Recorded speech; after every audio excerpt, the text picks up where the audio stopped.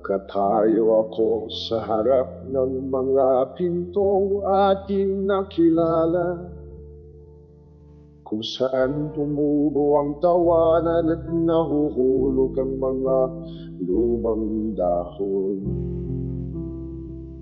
Ang iyong mga tinig sa mga bulwagang nagawa sa kahoy, tumutuktok pa rin na parang mga kampana na alam ko. Binuo natin ang ating mga araw mula sa malinig na kislap, mula sa hiram na oras at pinagsasaluhang pagsikat ng araw.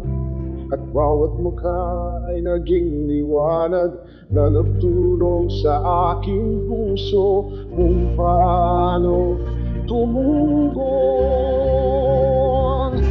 Kaya't aalis ako ng walang pagsisisi, na may mga kamay na hindi natitinag, mga matang nagtataas. Pinapanatili ko ang init na inilagay mo sa akin, tulad ng ginto na hindi kailangang mamatay. Mga kaibigan ko, pamilya, sa lahat ng ating naging at lumaki, aalis ako ng may pagmamahal, hindi mga sugat ang hakbang, at dala ang bawat biyaya mula sa iyo. Sa mga nagkakilala sa aking pinakamasamang panahon, at nanatili sa tahimik na bigat ng taglamig, sa mga kasamahan na ginawang isang kwentong maaalala natin sa huli. Sa bawat ngiti, sa bawat luha, sa bawat daan na ating tinahak bilang isa, binigyan mo ang bebe ng isang gabay na bituin, at ginawang araw ang mahaba at mahirap na paglalakbay. Kaya't aalis ako ng walang pagsisisi, na may mga kamay na hindi natitinag, mga matang nakataas. Pinapanatili ko ang init na inilagay mo sa akin, tulad ng ginto na hindi kailangang mamatay.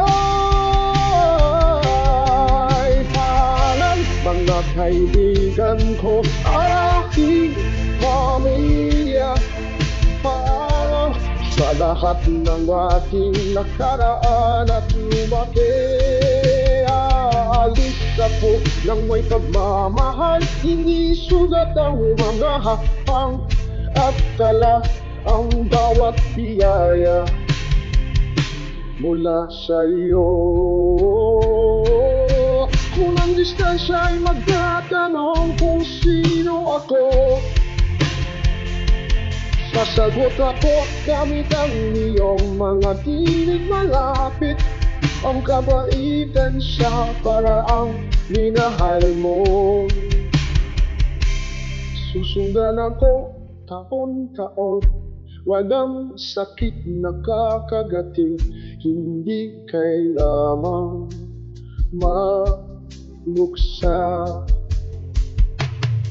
Magpasalamat ka lang sa bukang liwayway para sa ibinigay nito, para sa bawat maliit at nagniningning na bagay na nagparamdam sa akin ng katapangan sa hirap na buhay na ito. Kaya't aalis ako ng walang pagsisisi, na may mga kamay na hindi natitinag, mga matang nagtataas.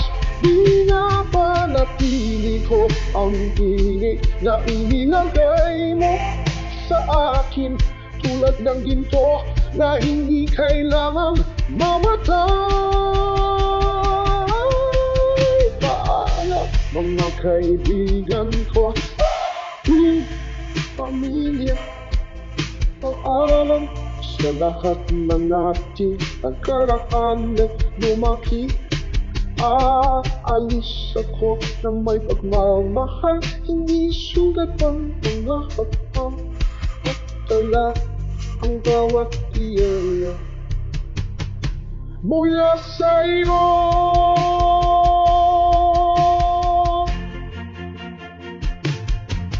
Nakatayo ako sa harap ng mga pintong ating nakilala, kung saan tumugo ang tawanan at nahuhulog ang mga lumang dahon.